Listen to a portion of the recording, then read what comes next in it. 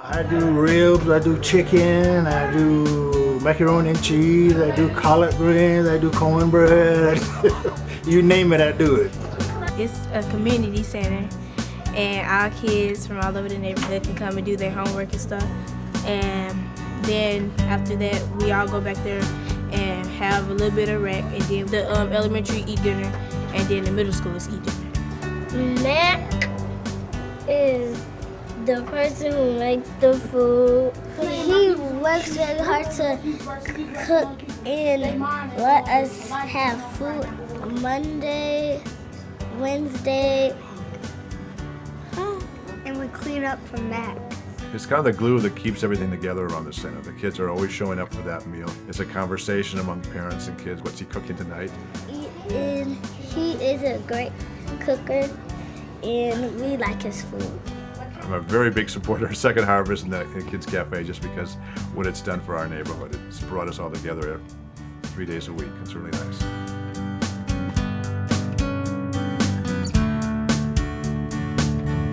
Hello, my name is Bob Molnitsky. I'm Executive Director of the Second Harvest Foodbank of Southern Wisconsin. The whole concept is built on the people in the community helping their neighbors. The face of hunger today is really our neighbor, the people that are just like us, that are having a hard time and need help. Break it in. Okay, here goes. Next 1,100 pounds. We were looking for a team building activity and to help out the community. We're all rookies. We're trying to figure our way through this. But This was a good opportunity. I've been here for 8 months as an employee and actually volunteered here for about 2 years as well. We're bagging up potatoes. After you QC the potatoes for any rotten potatoes. Right, we had to sort them out. This is a bad potato. You're not going to find it in none of these bags, 10-pound bags. This is a good potato. It's a fun way to spend some of your free time. I'm a volunteer. I work for the Wisconsin Army National Guard. It's good to give back to the community and to people who really need it. Just having fun. Yeah, it's a good thing. 47% of all food produced never gets to our table. And so that becomes surplus destined for the landfill. Food banking is the idea that we bring it into the food bank where we then distribute it to communities through local nonprofits, church pantries, and meal sites. Here's a great example of a box that got damaged. It's more cost effective to give us this pallet of food than it is to unshrink wrap it, re-inventory it, all because one box got damaged. Whomever is responsible for crushing this box did us a big favor. So thank you out there.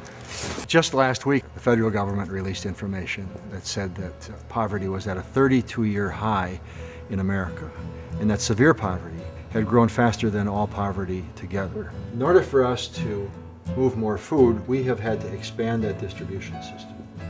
The primary way that we've expanded it is through mobile pantries and through delivery, which we can distribute 12 to 15,000 pounds of food in a parking lot in 2 hours. I love this job. A nice day for it. We've got a good crowd. We feed about 130 families, and we do this once a month. Disfruto cuando ellos ven la comida. Es bonito. How long have you been working at the food bank? Well, we were here last Friday. Like about 18, 19 years. Let's see, since 88. Started out with 1 day a week, and then it went to 2, 3, 4 days a week. Everybody should volunteer their time at some activity. It keeps you Especially healthy. when they're retired. Right. It keeps you healthy and makes you feel good.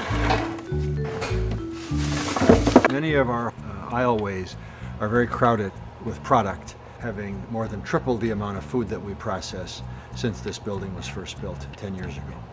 The board that was in place when they built this place had the foresight, and so they bolted in this back wall, and they have enough land out back so that the food bank can expand. So here you can see the wonderful land that's been awaiting the day that we are handling enough food that we can expand the food bank.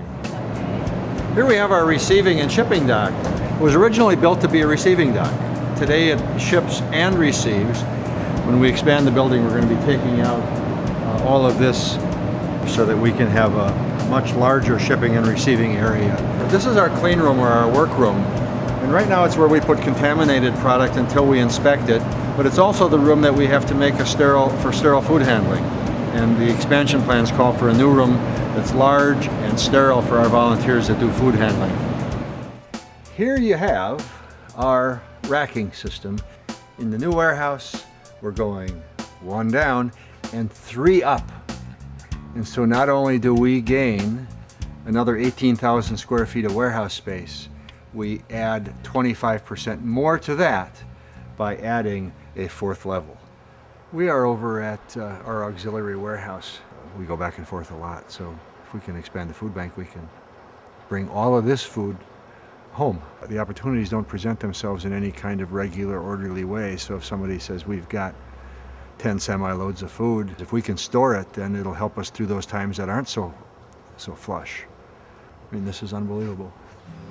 There's more food here than there are in some food banks in the nation. And this is just our overflow. This is probably 400 or 500 bags of cereal right here. There's no way that you could pay people to sort this and have it make any sense. It's really the volunteers that are the missing link between this cereal and having it on somebody's table at their home. This is the day that they set aside to bag all of the cereal. So I'm gonna be scooping a lot. Yeah, I did like 8 of these of corn pops already. This is a godsend job for me. It's hard work, but it's enjoyable.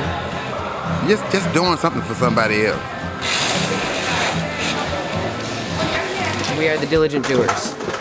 Kids can tell when they're doing something that's meaningful. See, sometimes there's dents in these, and you have to have the eye of the tiger to spot them.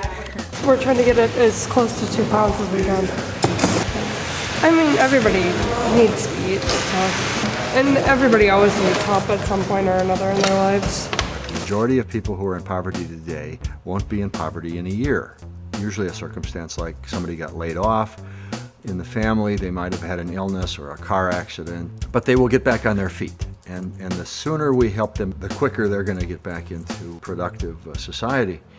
Well stocked because of what we get from Second Harvest. We couldn't do this without Second Harvest. By the end of the night, it'll be all empty. We go shopping every Thursday. We get anywhere between 5 to 8 pallets of food. We serve regularly 140 families on a Friday night. We really like to have a variety for people rather than just the same old thing. People appreciate that too. The baby food is from Second Harvest. Another one of those great items. Chicken breasts from that we get from Second Harvest. We've been going through those for the last few months. They're wonderful. You're a great partner. We try to do special things for people, so we try to have live music. What are you having tonight? It smells really good. It is. It's going to be Spanish rice, and it really is pretty good. And we prepare it on Thursday night. It's a fun time. People know each other, and I didn't mention that, but about 25% of our volunteers are also clients. Everybody helps everybody else, so it's not a us and them kind of thing. Right. And it's totally volunteer run. I'm a volunteer. What we can do just on the charitable contributions of our community, it's really about abundance. This is a country of abundance. And I think America's Second Harvest is the answer, is going to put it all together. And I've been cooking here for several years and cleaning and drying and everything else. And it's become much more of a community building event than I thought when I first started. I thought it was a meal plan that was going to serve nutritious meals to kids 3 days a week, which is very important. But what I didn't realize or I didn't appreciate what a community building event it is. I just love going to see things that I see in the warehouse. He flipped them into that big silver bowl, and then all the kids came up and got their Del Monte peaches in raspberry lemonade jello. Thank you. Good jello. I think it's important because people need to eat. And he puts out snacks for us. Hot dogs today. Sometimes he makes like sandwiches and he make other things. And when you get done with homework, you can help little kids like them. What? Their homework. Little to no. She's 8 of 7. And today is mine and Elijah's birthday.